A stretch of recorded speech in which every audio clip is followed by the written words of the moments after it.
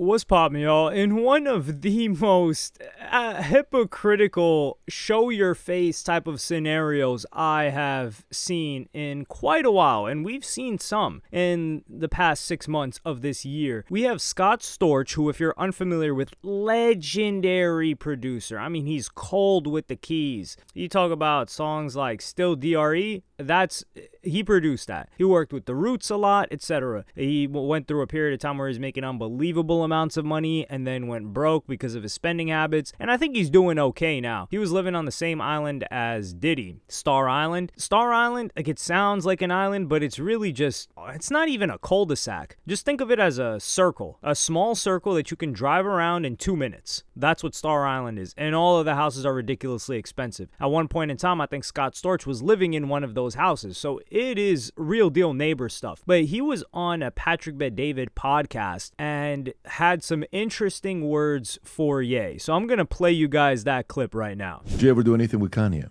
With Kanye? Yeah. Man, he used to be one of my musical heroes. Used to be. I mean, the music is still great, and that won't change. But as a person who was my friend and somebody I thought was an amazing person, one of the most creative people, turned out to be a fucking piece of shit. And I will fucking lose it if I see this guy in public, man.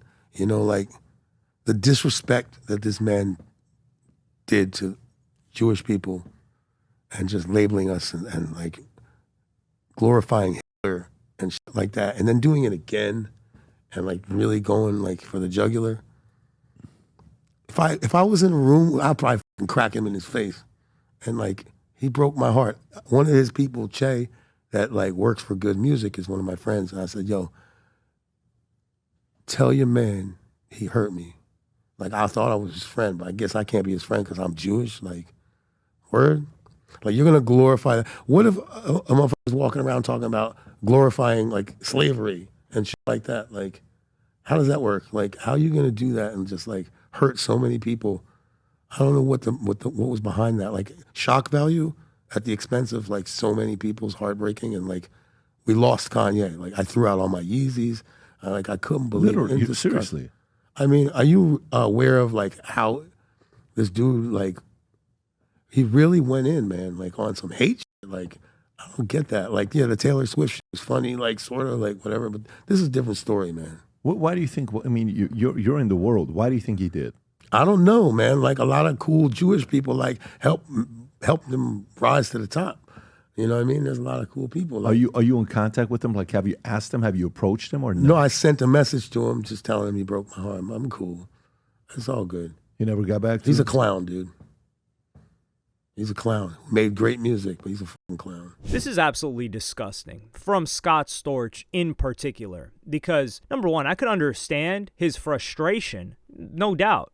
Scott Storch is Jewish, yes. However, this is what made you throw out all your Yeezys. This is what made you say F yay. This is what made you say, yo, you would punch him or do something to him. This is what did that. Not any number of other things that happened prior. And he's like, yeah, you know, the Taylor Swift thing was funny. I don't think it was funny to her. I don't think it was funny to her fans. I don't think it was funny to a lot of people that worked hard for the music video that she won for at the VMAs. But that's cool to you because you don't work with Taylor Swift. She's not your sister. She's not your daughter, your mother, whatever the case may be. So you're like, screw her. And I'm honestly inclined to agree. Like, I'm not tripping off the Taylor Swift thing. Like, I mess with Taylor Swift, but yeah, I thought that was funny when it happened, to be honest. But I can still acknowledge that, like, yo, that was kind of scummy, or that was kind of like an a-hole move. Hey, it's drunk, yay, what do you expect? And then talking about, yo, that's like saying like slavery like should have happened or something like that. Yeah, Ye did say that. He said, well, hold on, what did he say? He said slavery sounded like a choice. Now, there was a lot of context to be added, but that was what was taken from that statement. And there were also other times when he was like rocking with Trump. And at the time that he was rocking with Trump and wore the red hat, Trump was directly associated, or he wasn't directly associated. People associated him with figures like Richard Spencer, alt-right, right, the Charlottesville riots that happened. So it was very race-based and considered to be racist. And that's who Ye was rocking with. And Scott Storch didn't have a problem with it at the time, despite you being in a genre that came up off of FBA, which is like descendants of slaves. It came up off of that. You were like,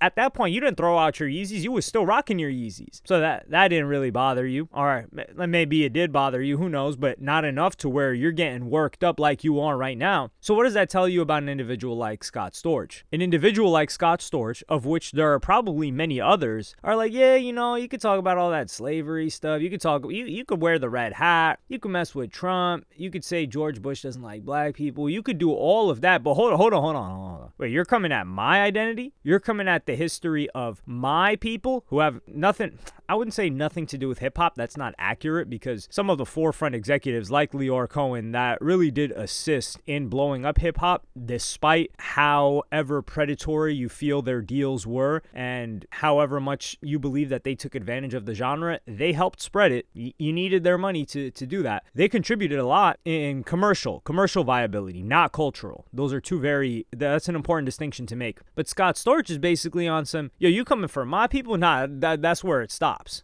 And this is what frustrates a lot of people. They're like, wait, especially a lot of rap fans, people that grew up on hip hop. They're like, yeah, Ye, they're not agreeing with what Ye said, especially the imagery that he's been using recently. But they're looking at it like, yo, how different is that from what he was rocking in Vultures? How different is that when he was on TMZ ranting about slavery? How different is that when he was coming at Jay-Z's kids? He didn't even say, like, for me, what I said was absolutely disgusting. Number one was the cousin thing. That was repulsive. Number one was the cuck thing. Number two was the cousin thing. And number three was what he did to Jay and coming out and saying that about Jay's kids. And that's not something that Scott Storch mentioned. And that's something that's really indicative of your character, because if you look at Ye's past, just from like the Bush incident, just from Taylor Swift, just from slavery sounded like a choice, just from the red hat, all of that, what you would probably gather is, yeah, this guy likes to be the center of attention. He likes to make things about him, and he's not really concerned about anybody else's opinion or getting hate from other people. However, if you start to like break down his thought patterns, or like, yo, what's the history behind this? Why do you think this? It falls apart, because the guy even admits he's never picked up a book. So the guy's not knowledgeable. He's not influential in the realm that like he's like can teach people history. He does take like a couple of snippets here and there from other people and kind of quotes them, and then people may go down that road and do their own research. But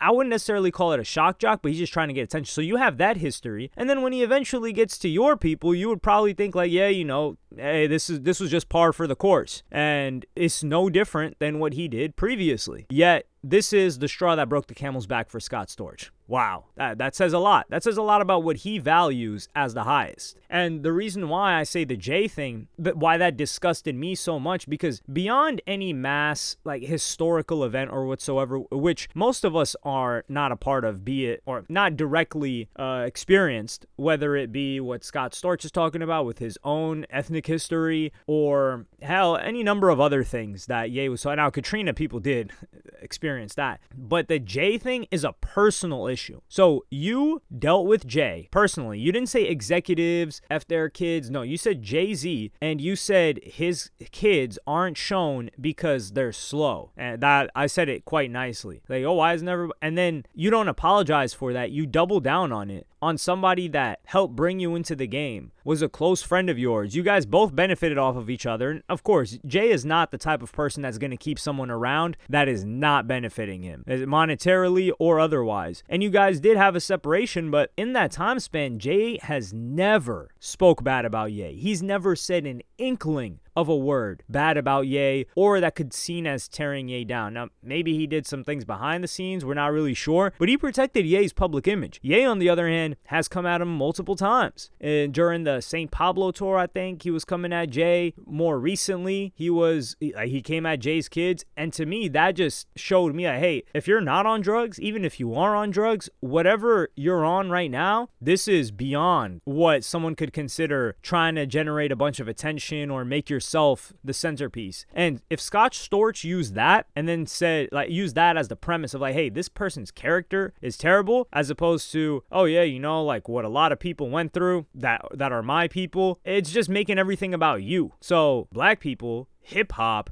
Jay-Z, Ye's close friends coming at them, that's not a big enough deal for you to say, yo, screw this guy, I'm not rocking with him anymore. But him talking about your people is. Okay, so we see the hierarchical structure here. It's Scott Storch and his ethnic identity as number one. And if you come after that, then he can't mess with you anymore. But everybody else, especially in a genre where he made all of his money and is still involved with, that's fine. We can still do the music after that. That's what it reads. And I think that's what a lot of people interpret. And that's what bothers them. And that's also what allows them to get angrier and to further go closer to Ye's statements, which is the irony, which is what Scott Storch is trying to do the opposite of. But your reaction just pushes them further away. And hopefully he can, I wouldn't say get it together. I think it's a character trait that he has. It's just not going to happen. But he should have at least kept the same energy with actual moments when somebody's character